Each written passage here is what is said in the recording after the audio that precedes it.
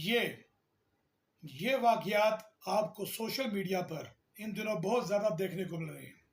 Social media کے علاوہ کئی سارے بڑے نیوز چینل بھی ایسے واقعات کی کوریج اور رپورٹنگ کر رہے ہیں۔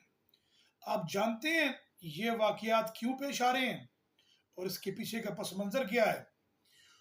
یہ وہ غریب لوگ ہیں جن کو یہ ریاست ملازمت دینے میں ناکام ہو چکی ہے، جابز پرووائڈ کرنے میں ناکام ہو چکی ہے۔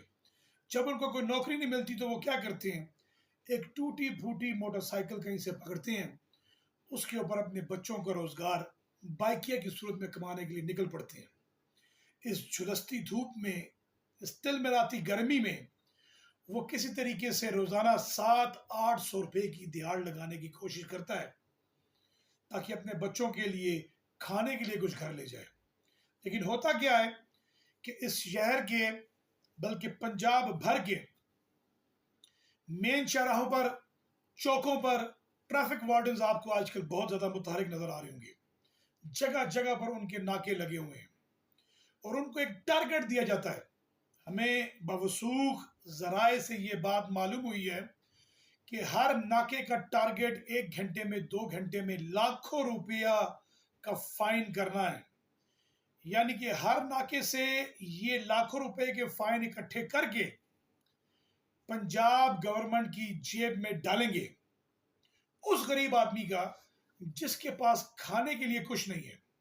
وہ کیا کریں گے کہ اس سے پہلے کہ وہ 1000 روپے کی دیہڑی لگائے، اس کو روک لیں گے۔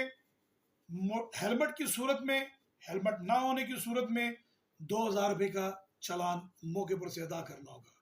اگر ہیلمٹ ہے تو کوئی نہ کوئی ایسا بہانہ یا عذر تلاش کیا جائے گا کہ کسی طریقے سے اس کو فائن کیے بغیر، اس غریب پاکستانی بندے کے جیب سے پیسے نکالے بغیر اس کو چھوڑے نہ۔